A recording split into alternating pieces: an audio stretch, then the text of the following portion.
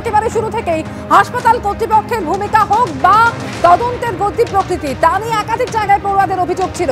CBI তদন্ত করছে, সন্দীপ ঘোষ তাকেও চতুর্থবার আজকে জিজ্ঞাসাবাদ করা হচ্ছে। কিন্তু আর.জি. কর হাসপাতালের জুনিয়র চিকিৎসকেরা তাদের আন্দোলনের ঝাঁজ এতটুকু কমেনি ছিল।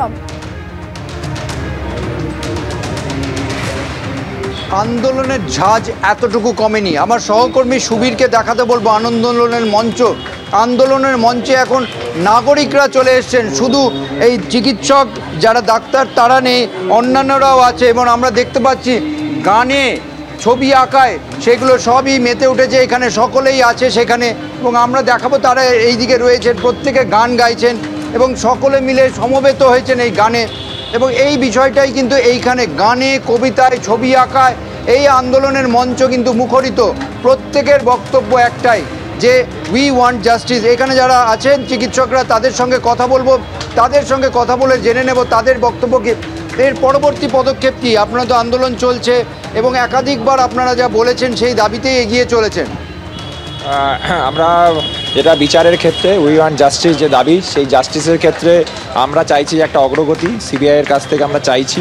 সেই বিষয়ে আমাদের পরিকল্পনা, সিবিআইয়ের সাথে কথোপকথন, সেটা আমাদের প্যানজিবি মিটিং চলছে। পরবর্তী কালকের পরিকল্পনা আমাদের হচ্ছে যেটা সিবিআইয়ের বিষয়ে, তদন্তের বিষয়। কারণ আমরা তো দীর্ঘদিন কাজ ফেলে থাকতে পারি না, আমরা রোগী পরিষেবার সাথে যুক্ত, আমরা কাজে ফিরে যেতে চাই। কিন্তু আমাদের যে দাবি, যে এই যে জাস্টিস যেটার সাথে সারা বিশ্ব এখন জুড়ে গেছে, আমরা যদি আন্দোলন হট করে তুলে নিই যে এই জাস্টিসটা আমরা পেলাম না, তাহলে এটা হচ্ছে প্রতারণা হবে। তাই অর্থাৎ তারা পরবর্তী পদক্ষেপ নিয়ে এখন জিবি করছেন এবং আন্দোলন কোন দিকে যাবে সেই বিষয়টা, এবং পরিষেবাও তারা ফিরতে চান সেটাও তারা বলছেন।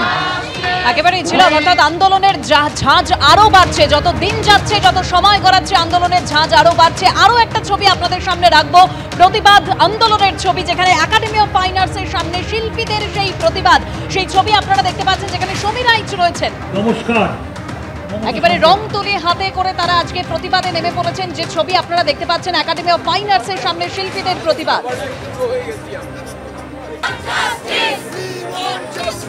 We want justice.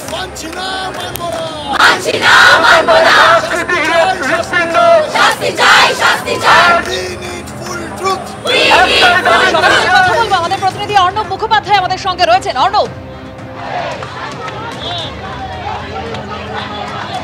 দেখো, একাডেমি অফ ফাইন আর্টসের সামনে বেশ কয়েকটি সংগঠন তারা আজকে প্রতিবাদ আন্দোলনে সামিল হয়েছেন। যেরকমভাবে আমরা দেখেছি চিত্রশিল্পীরা তারা তাদের রং তুলির ভাষায় প্রতিবাদ জানাচ্ছেন, তার পাশাপাশি সঙ্গীত শিল্পীরা যারা রয়েছেন তারাও কিন্তু তাদের প্রতিবাদ জানাচ্ছেন। এবং এখানে আমরা যেটা দেখতে পাচ্ছি বিভিন্ন ধরনের চিত্র গ্রহণের সঙ্গে যুক্ত যারা রয়েছেন, ফটোগ্রাফার যারা রয়েছেন তারা রয়েছেন, ভিডিওগ্রাফার যারা রয়েছেন তারা রয়েছেন। এবং এই মিছিলটা শুরু হয় একাডেমি অফ ফাইন আর্টসের সামনে থেকে। মিছিলটি এগিয়ে যায় হচ্ছে বিড়লা প্ল্যানেটোরিয়ামের দিকে, কিন্তু বিড়লা প্ল্যানেটোরিয়ামের অনেকটা আগেই যেটা দেখা যাচ্ছে যে চার্চের সামনে তাদেরকে কিন্তু ব্যারিকেড করে দেওয়া হয়েছে। ব্যারিকেড করার পরে এই মুহূর্তে তারা রাস্তায় বসে পড়েছেন। রাস্তায় বসে তাদের যে বিক্ষোভ, সেই বিক্ষোভ চলছে এবং তাদের বক্তব্য যেরকমভাবে রাজ্য প্রশাসনের বিরুদ্ধে, সেই বক্তব্য নিয়েই তারা মূলত এখানে জমায়েত করেছেন।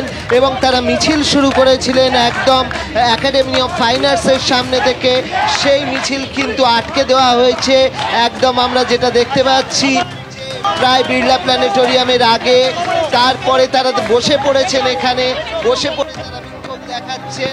তারা বলছেন এই মুহূর্তে আবার সিদ্ধান্ত হচ্ছে তারা কিছুটা এগোনোর চেষ্টা করবেন। সমস্তটাই হয়েছে তাদের নিজেদের মধ্যেই এক ডাক দেওয়া হয়েছে, নিজেদের গ্রুপে ডাক দেওয়া হয়েছে এবং সেই ডাকেতেই তারা এগোচ্ছেন।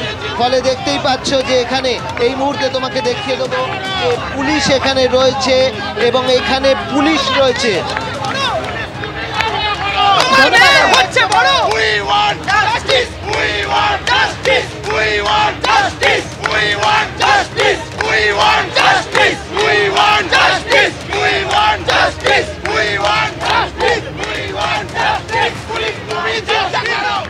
সম্পূর্ণ সত্যিটা আমাদের জানতে হবে, কোনো হাফ ট্রুথ নয়। We need the full truth.